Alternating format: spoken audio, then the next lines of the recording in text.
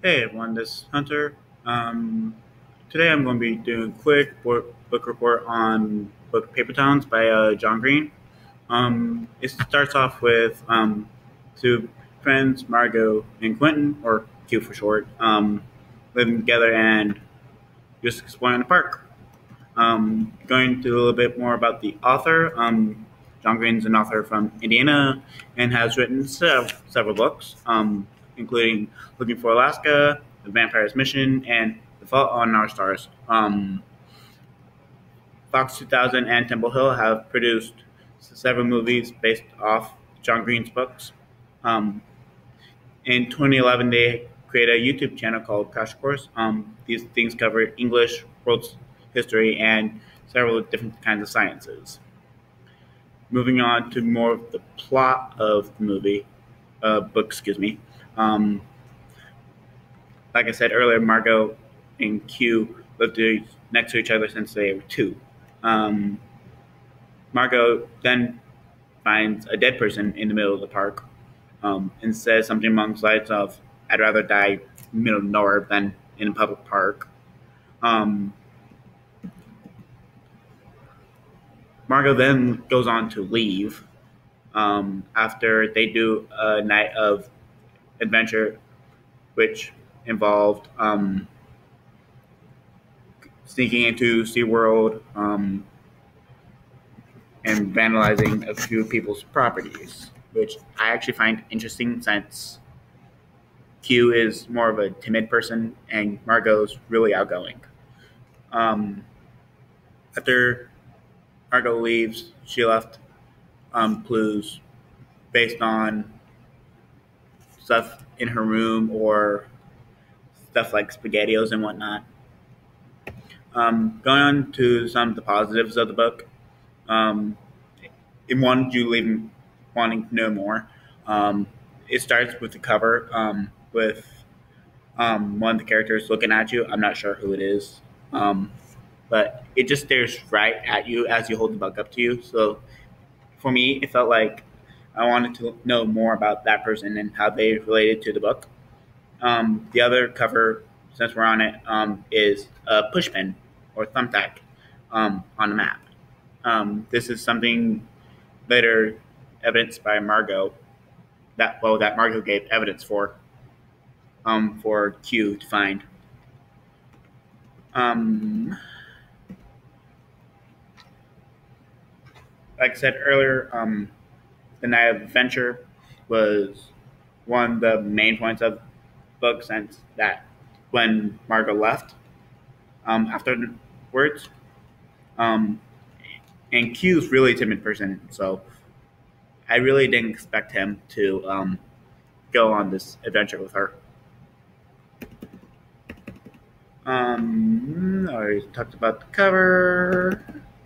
Now going to some things that really weren't so good about the book. Um, First of all, it went really slow for me. Um, if it went a little bit faster, I would enjoyed it a whole lot more. Like they go on to little side stories about how Ben and Radar, who are Q's best friends in the book, talk about prom and around the corner and how they may have a date and whatnot. For me, just hearing this in real life from my friends, that's cool because I know them. But to hear it, both in the book and in real life, felt a little too much, even though I knew this was completely fictional.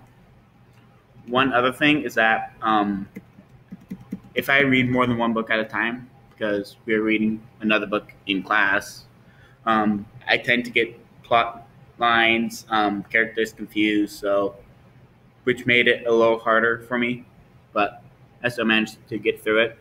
Um, One last thing that I didn't like, although really added to the overall plot, is that how many times Q had to restart finding evidence because where she ended up looking wasn't really the right place. So that's both a good and a bad. Now that I think about it, overall, it was a decent novel.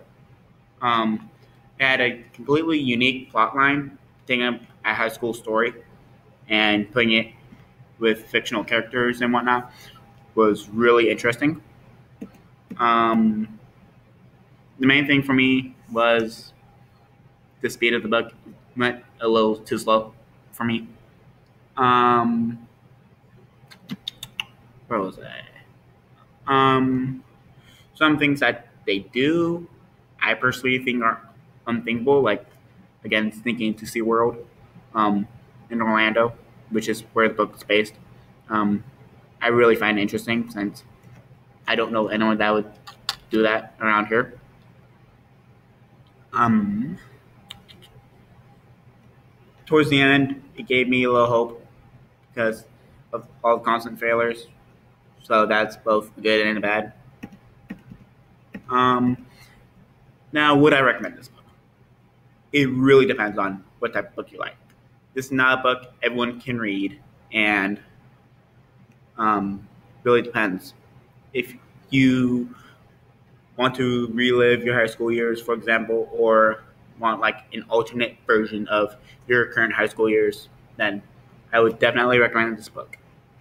As far as mystery people go, like myself, it was an alright mystery book. Um, the mystery behind it was obvious. I want to think a little bit more like, oh, where's this person going? And not like a missing persons case, which again connects to real life. Um, but if you don't like that stuff, I would have to say no. But it's not that bad of a book overall. So it really depends on the person and if I know them overall. Moral is that we just need time to reflect on ourselves. Um, Today's day and age, we have so much that we have to do with work, bills.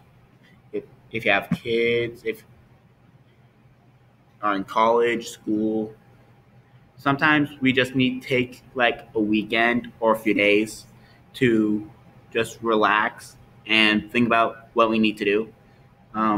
This helps a lot of people since it acts like a reboot for a computer.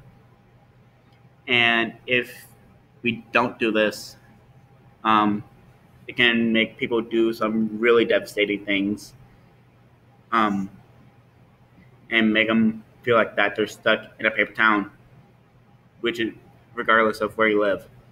Speaking of which, I didn't really mention what paper town is in the book. So it's really a town that you've lived in for pretty much all your life, and you you can start to get a little sick of it.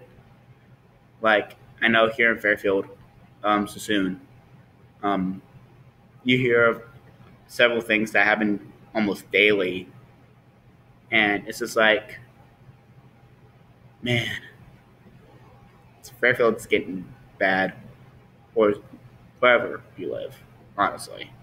So that's in my book report. Bye. Uh, Come on, you never really computer. Come on.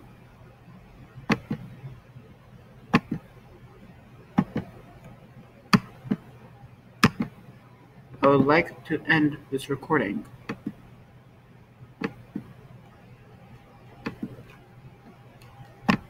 Come on. Oh, just go down here.